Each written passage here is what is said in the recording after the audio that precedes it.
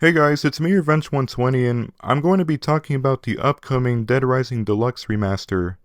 Now, I've actually debated whether if I should make this video, or if I should just wait until the game comes out so I can do a review on it.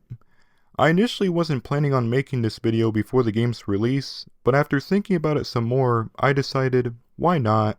You know, it's Dead Rising related after all, and I've been a hardcore fan of Dead Rising for years, and to this day, Dead Rising 1 is my favorite video game of all time, and it has been for years. It used to be GTA 4. Before I was introduced to the Dead Rising series, that game was my favorite game for a long time. But there's something about Dead Rising that I really enjoy. There's no other game quite like Dead Rising 1. I love the game just as much as I did when I first played it. But I still love GTA 4 as well. And Saints Row 2 for that matter, but those are for different discussions entirely. Anyway, we've never seen anything new from the Dead Rising series since the Capcom Heroes update for Dead Rising 4 in late 2017. So that's why I decided to do this, and plus, I don't plan on playing this game when it comes out, so I might as well talk about this right now and what my expectations are for this. So without further ado, let's get started. So where should I start? First and foremost, let's talk about the overhauled Willamette. I don't know about anyone else watching this, but I really dig what Capcom did over here. It looks absolutely amazing. I must give kudos to Capcom for doing a bang-up job on this. It looks really good. I couldn't have asked for a better overhaul. It looks Fantastic!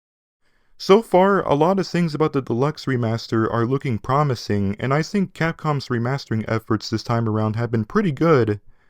But, man, there's something about Frank's new model that just seems off. Like, why is his hair gray? They made him look like he's getting old, even though he's supposed to be 36 in this game.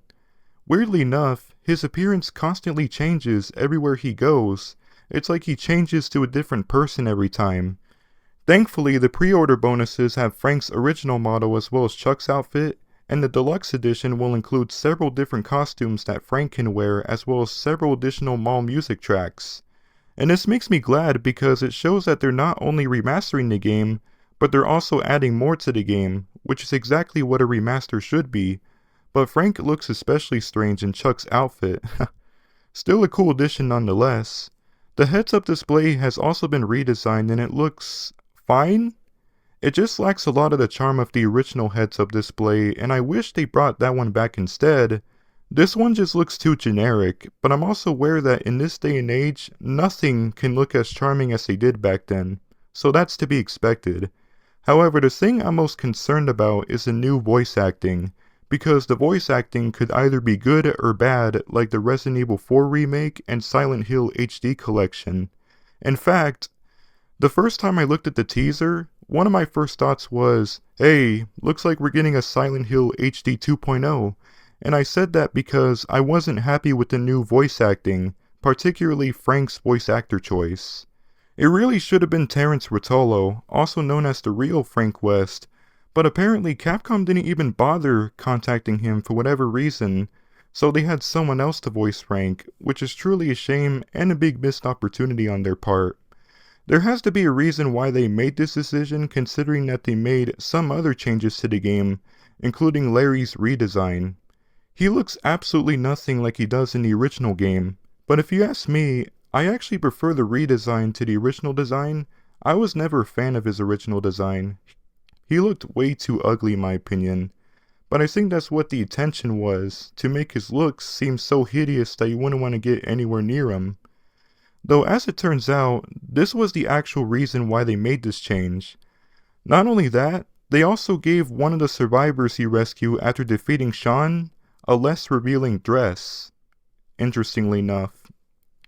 Also, Frank can now move and aim simultaneously, which is nice because the first Dead Rising was the only game in the series to not have this, but now it does, which is pretty cool. And they also added some customization options for the camera, which is interesting as well. They're also adding in autosaves as well as a fast forward mode. Now, I honestly don't know how I feel about this because part of what makes this game very fun to play for me is not having the ability to do either of those things. You see, this game is notable for me for a lot of reasons, but one of which is, it was one of the first games I played that taught me to be strategic. For those of you who are familiar with this game at all, you might know that this game is unique in the fact that it kind of forces you to plan out your strategy before you do anything because the game revolves around a time limit. This means that you only have a certain amount of time to do things like doing the main storyline missions, rescuing survivors, and defeating bosses. The time limit added more to the game's challenge. You couldn't just do all these things whenever you want, you're only given a certain amount of time to complete any of those tasks. That's what I really enjoyed about the game. Unlike most other games I played, Dead Rising was one of the games that taught me to play more strategically. It taught me to be cautious of my actions, and it also taught me the feeling of survival. If you didn't survive the zombie apocalypse, you would have had to restart from where you last saved. I'll be honest, I found this to be very annoying initially when I first played the game, but I eventually grown to appreciate it, and it made me love the game even more the more time I spent learning about the game's gameplay mechanics. I guess it depends on how autosaving is implemented. If the game has an option to disable autosaving, that would be fine, but if it's like Dead Rising 3 and 4 where they overwrite your save after you enter another area for example, that would hinder the experience for me. Now the fast forward mode, I mean, it's certainly a welcome addition, don't get me wrong, but it's not really something that I look forward to using often, because that's another thing about this game. What made my experience with this game so interesting for me is waiting for a case or scoop to become available because it actually felt like you were waiting for something to happen, just like in reality. This also meant that you could go on a zombie killing spree or do side missions in the meantime while you wait for a mission to become available. That's another aspect that I really enjoyed in the original game. But then again, I could just pretend that fast forwarding doesn't exist in the game, so it's not really a big deal. I'm sure it will come in handy for newcomers, but not for hardcore fans such as myself. Another thing that I want to talk about is whether or not if the game will have European censorship like in the 2016 re-releases. For example, in the European Xbox 360 version and the re-releases, the model in this specific shirt is wearing a bikini top, as opposed to lack thereof in the North American Xbox 360 version. And there's one other difference that I don't quite remember offhand. I believe it has to do with painting of someone wearing a dress in one of the shops in Wonderland Plaza. But I guess we'll never really know if this is still the case until the game comes out. Also, for those of you who absolutely despise the survivor AI in the original Dead Rising, you'll be pleased to hear that they finally changed the AI for the Deluxe Remaster. This means that the AI will no longer make you feel like you want to rip your hair out like the AI in the original game. I think this is one area where a lot of people pop their confettis over because ever since I was introduced to the series, I've heard from many people that the survivor AI is one of the worst things about Dead Rising 1. Some people would even claim that the game is known for having one of the worst AIs in video game history, and I can totally see why. They can be a pain in the ass to rescue at times, and not only that, they also wouldn't stop shouting Frank's name when they're left behind, and that's another thing that annoyed me about the survivors. While this is a welcome improvement, if I'm being honest, this is going to sound rather controversial, but the AI in the original Dead Rising is my favorite in the series.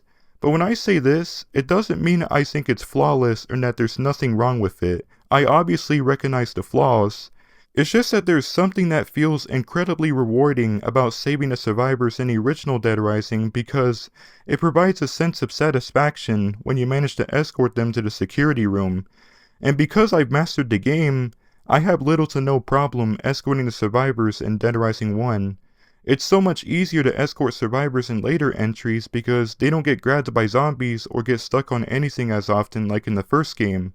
But in my opinion, I just don't get that same feeling of satisfaction. It just doesn't feel that satisfying to escort them in those games because they lack the challenge that Dead Rising 1 had. More challenge makes the game more fun to play for me, and you're free to say what you want about the AI in DR1, but this is just my unpopular opinion. As much as I appreciate the original AI, I can certainly understand why Capcom decided to change it for the better, because the original AI just isn't everyone's cup of tea. It ruins the entire game for some people. Even though Dead Rising 1 is nearly 20 years old, which is extremely weird to think about. I mean, how has the years passed so fast?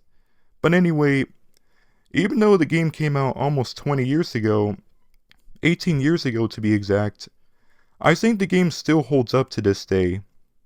I want you to just take a brief moment to look at how amazing Dead Rising 1 looked for 2006. I mean, look at this! I am still in awe of the graphics to this day. The fact that it even came out in 2006 is insane to me. From the stunning visuals to the amount of zombies on screen, it honestly looks like it could pass as an early Xbox One game. That's how good it really looks. Hands down, one of the most influential games of the early 360 era. I would imagine this game exploded everyone's minds the first time they looked at it, and to think that it's been almost 20 years since it saw its light of day. 20 years! This was the moment I realized how quickly time passes.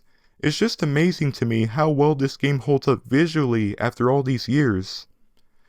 So, I guess the question that still remains is the Deluxe Remaster based on the original Xbox 360 build, or is it based on the 2016 re-releases? In other words, will the bugs from the 2016 re-release be carried over to the Deluxe Remaster? Will they patch out these issues? I certainly hope so, yes, but I have my doubts. Knowing Capcom, if this remaster is below our expectations, this wouldn't be the first time they screwed up in terms of their remastering efforts, because they screwed up a bunch of times before. They've been screwing up for many years. Not only did they screw up on the Dead Rising re-releases, they also screwed up on the Devil May Cry HD collection, multiple times actually. First they re-released a trilogy for the Xbox 360 and PS3 in like 2011 or 2012 if I remember correctly, and later, in 2018, they decided to re-release this collection for the PS4, Xbox One, and PC, and then for the Switch a couple of years later. All of these are butchered compared to the original PS2 versions of the trilogy. They also screwed up on the re-release for Onimusha Warlords, where instead of basing it on the enhanced Xbox release with numerous kinds of improvements, for some reason, they decided to base it on the original PS2 release, without the additional exclusive content from the original Xbox version. That being said, I'm really hoping they do this right this time, but I guess we'll have to wait until the game comes out so we can find out for ourselves. But I can't help but wonder, if this is based on the 2016 re-release, then it would not only retain the European censorship, but it would also have the same bugs from the re-release, and perhaps even more glitches that weren't even in the re-release. But we don't want that, right? I'm really hoping that all the bugs that the re-release introduced have been fixed without introducing a new batch of problems. And, on that note, before I end this video, I feel like I should make one important thing clear here, because it seems that a lot of people don't understand the difference between remasters, re-releases, and remakes. Just so you guys know, this is not a remake in any way, shape, or form. I repeat, this is not a remake. The reason I point this out is because there's a common misconception that a remaster is the same thing as a remake, despite the fact they are both completely different things. The thing is, there's a big difference between a remake and a remaster, and to a certain extent, there's even a difference between a remaster and a re-release. If you ask me, here's my definition of a re-release. A re-release is essentially a conversion of a game that was originally released for an older platform. So a re-release would have the same graphics, the same gameplay, same mechanics, same controls, mostly same everything other than perhaps the frame rate has been doubled and the resolution has been upscaled to make use of the more modern hardware. The Dead Rising games are really good examples of this. Dead Rising 1 in particular was originally released in 2006 for the Xbox 360, exclusively for the Xbox 360, and in 2016, 10 years after the game's original release, it was re-released for PS4, Xbox One, and PC. For the most part, those versions are identical to the original 360 release. The graphics are the same, as are the controls, gameplay, and all that. They're all the same as the original release. In some cases, a re-release would add some changes as well as additional features that weren't in the original release, such as in Dead Rising's case, more save slots, as well as the ability to change controls and go back to the main menu on the pause menu without having to completely exit out of the game. However, in most unfortunate cases, a re-release would introduce drawbacks that weren't in the original release. For instance, the re-releases of Dead Rising 1 are plagued by a number of issues like music looping errors, audio compression, inferior contrast levels that washes out the colors, timing inaccuracies when using certain items due to the increased frame rate, a rare glitch in overtime mode that cuts out the audio completely and causing all the character models to become silhouettes, the lawnmower sound effect not making a constant buzzing sound as intended, and, in the PS4 version, a glitch that causes the weapon icon to flicker in Alfresca Plaza during the case in Odd Old Man, as well as another glitch that causes the blood effects to flicker when using a shotgun rapidly and throwing gems at zombies rapidly, and occasional crashing issues for certain users. Now when it comes to the meaning of remaster, the way I would define a remastered game would be that it is similar to a re-release in a certain sense, except that it is a tad more different than that. A remastered game would still retain the original code, but it's carried over to a more modern engine, or in some cases, a newer iteration of the engine that the game was worked on initially. Unlike a re-release, a remaster would offer more than what a re-release would normally have, such as updated graphics, updated gameplay mechanics, updated controls, new voice acting, new content, new interface, and the list goes on. In other words, a remaster takes a lot more effort compared to a re-release. That's pretty much what the Dead Rising Deluxe Remaster is. It is the same 2006 game, but with enhanced visuals, updated gameplay, additional content, redesigned interface, and brand new voice acting. Dead Rising Deluxe Remaster falls under the remaster category because it has exactly all these things. Hence, why it's called Dead Rising Deluxe Remaster, not Dead Rising Deluxe Remake. A remaster and a remake are not the same thing. They are very different from each other, despite what Capcom says. And finally, that brings me to the definition of a remake. A remake is simply that, a remake. The entire game is redeveloped from scratch, without reusing the original code and using any of the assets from the original game. A remake takes considerably more effort than either a re-release and a remaster, because when a studio decides to remake a game, they would have to redo literally everything. All the cutscenes, all the animations, the character models, the gameplay, the dialogue, and everything else. Redoing all these things will make the game different enough to a point where it no longer resembles its original self. To put it mildly, a remake is basically a completely different game. The Resident Evil remakes are perfect examples of this. There's hardly anything about those remakes that stand out from being similar to the original Resident Evil games, primarily in terms of gameplay. This is the reason why it's difficult to compare a remake to the original game, simply because they are too different from each other in many regards. So that's really all you need to know about the differences between a re-release, remaster, and a remake. I hope this helped you understand what each of these terms mean. At the end of the day, most people, including myself, often mislabel ports and re-releases as remasters, even though they're not really remasters since they look and play identically to the original release. I sometimes make the same mistake myself. It's just really confusing, and I don't blame anyone for not knowing about the differences between a remaster and a re-release. However, the fact that a lot of people still claim that a remake is the same thing as a re-release or remaster is beyond me. There's a reason why they put the word remaster in the title. It's called Dead Rising Deluxe Remaster for a reason, because it's not a remake, it just isn't. I don't know about you, but in my book, after everything I just said, this is more of a remaster than anything else. The title says it all. All in all, the Dead Rising Deluxe Remaster looks promising. I'm excited, but I'm not terribly excited. As I stated earlier, I'm not really planning on playing this on the day it releases, but what I do plan on doing first is to see the reviews and finding out if it's a good remaster that we're hoping for, or if it's just another disappointment. I wish I was looking more forward to this, but to be honest, as much as I hate to admit this, I haven't really been feeling the Dead Rising itch lately. Like recently, I've been more interested in other things like the Atari Jaguar and the Game Boy Advance, and I just haven't been paying much attention to the Dead Rising series as much as I used to these days. And I think the reason for that is because there was a time when I was very obsessed with the Dead Rising series. Ever since I was introduced to the series several years back, I played the first game, then I played the successors, and these games, they were all that I could think about.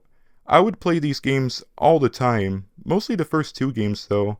I would learn a lot about these games, look at a lot of reviews on these games, and I would even play these games from start to 100% on multiple platforms. These games were my life for a long time. Like, these games are where all of my attention went. They were pretty much all I played for years until I eventually started feeling burnt on playing these games a few years later. So I just took a break from this series and I then turned my attention to other things that appealed to me. Like more recently, I've been watching movies here and there, and I've also been playing on the Atari Jaguar a lot, and I've also been digging deep into the GBA's library, which is another one of my favorite game systems, and that's pretty much why I haven't paid much attention to Dead Rising lately. And that's pretty much all I have to say about the Dead Rising Deluxe Remaster. So I'll just call it an end here. As always, I thank you guys for watching this, and if you would like to give me your opinions on this, feel free to post them down below and I'll be sure to check them out. Later everyone.